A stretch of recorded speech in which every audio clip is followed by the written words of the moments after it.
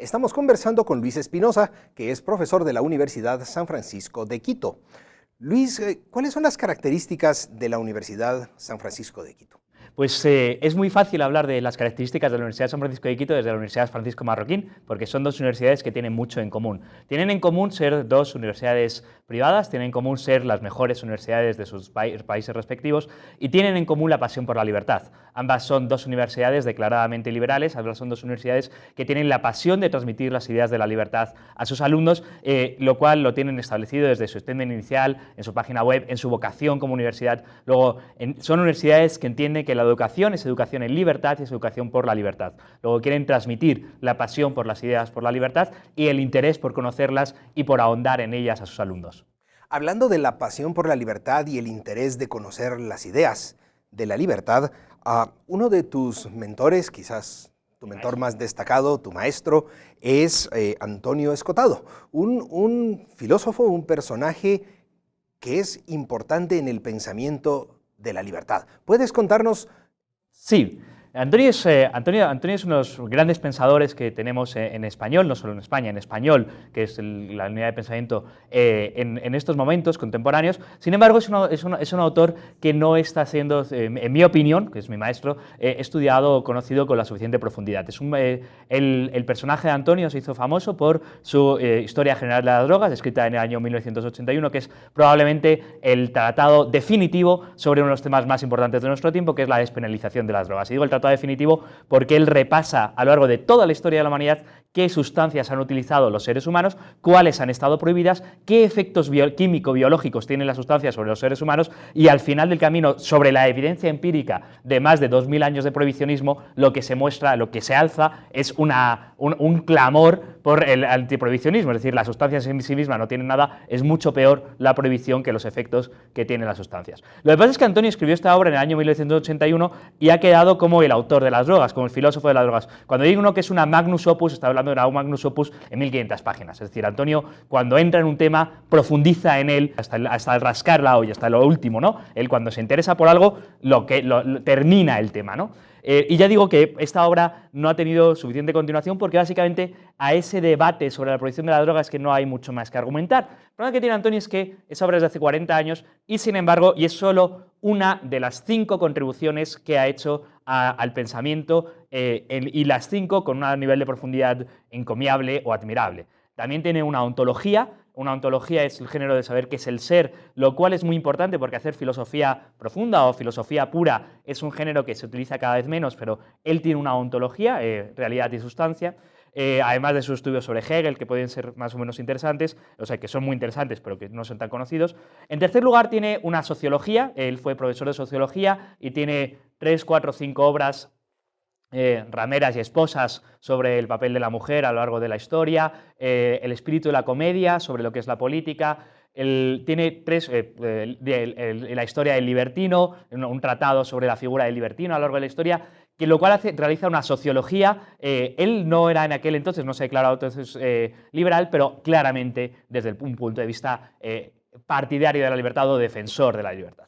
En cuarto lugar, en los años 90 profundizó en el tema de caos y orden, que entrando en el paradigma de la complejidad. Y entrando en el paradigma de la complejidad, un paradigma en sentido kuhniano completamente cambia el sentido de la ciencia en nuestro tiempo en el paradigma de la complejidad, y en la obra de Caos y Orden profundiza en el paradigma de la complejidad desde ambos puntos de vista, desde el punto de vista científico, estudiando lo que están haciendo los físicos teóricos, los últimos que están haciendo los físicos teóricos, admirando muchísimo en la línea completamente de Mandelbrot y Prigogine, que son sus dos grandes referentes a este respecto, toda la teoría del caos, del atractor, de los fractales, que es un mundo, pero la originalidad de la obra de Antonio es que traslada esto al mundo de las ciencias sociales, al mundo de la política, de la economía. La obra de Caos y Orden está dividida en 2 partes y trata desde ambos puntos de vista todo este nuevo paradigma, el cual a mí me parece que es un paradigma que, siendo el paradigma del siglo XXI, todavía no está suficientemente explorado por muchos de los científicos y tampoco de los científicos sociales. Y luego el quinto elemento por el que es más conocido dentro del mundo liberal es que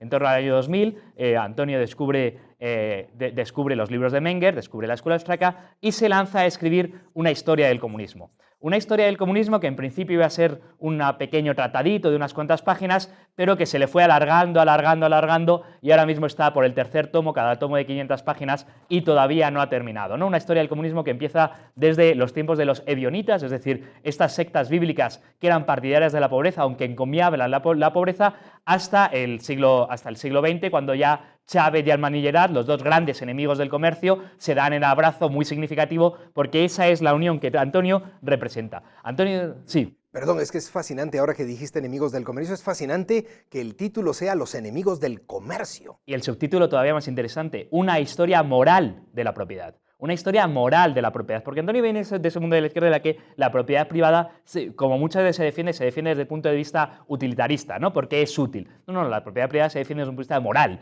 y eso es porque los que atacaron el comercio, todos los anticomerciales, los partidarios de las sociedades cerradas, son los que han traído la pobreza, la miseria y además los órdenes cerrados, ¿no? Un orden cerrado de ordeno y mando frente a un orden abierto, un orden comercial en el que surge la espontaneidad, muy relacionado con lo que decíamos antes de la complejidad. Finalmente, Luis, vamos a virar y vamos a cambiar de tema completamente, porque tú eres economista. Y sí, hay una idea que valdría la pena explorar en este espacio, y es la idea de que el PIB, esa medida tan popular y tan socorrida, en realidad es una mala medida del desarrollo. Sí, bueno, es un tema apasionante, pues es el tema de mi tesis doctoral y a todos los que hacemos una tesis doctoral los temas nos apasionan, ¿no? El tema del PIB como una mala medida en economía, en el fondo, yo creo, hay muchas discusiones dentro del mundo liberal, incluso dentro del mundo de los y también dentro del mundo de los economistas y dentro del mundo de la izquierda, criticando el PIB como medida del crecimiento económico, ¿no? Quieren medir el desarrollo, quieren medir otras cosas. Sin embargo, yo creo que el problema es todavía más grave, es un problema epistemológico. Es un problema epistemológico puesto que creo, que el PIB es la última representación de la última batalla del debate sobre la imposibilidad del cálculo en el socialismo, en el sentido de que la imposibilidad del cálculo en el socialismo agregaba que el socialismo es imposible puesto que el órgano central no tiene capacidad de tener toda la información del sistema. En el fondo es lo que quiere hacer el PIB, coger de un sistema complejo como es la economía de una sociedad, intentar recibir toda la información de lo producido en el año. Es prácticamente imposible. Además, tiene problemas a nivel de simplificación. La realidad económica es por definición compleja. Intentar resumirla en un solo dato es una sobresimplificación que solo trae problemas, además de que tiene muchos problemas económicos, es decir, el PIB es un resumen de todos los errores de la historia del pensamiento económico, es mercantilista, es estatista, asume en un solo dato todos los errores de la historia del pensamiento económico y, sin embargo, es una medida muy poco criticada, ni a nivel teórico ni a nivel práctico, es decir, todos damos por asumido que si sabemos cuánto ha crecido en tanto por ciento la economía de un país, sabemos cómo evoluciona la economía de ese país, lo cual es profundamente incierto. Luis, muchas gracias. Gracias por compartir estas ideas con nosotros y a ustedes también. Gracias.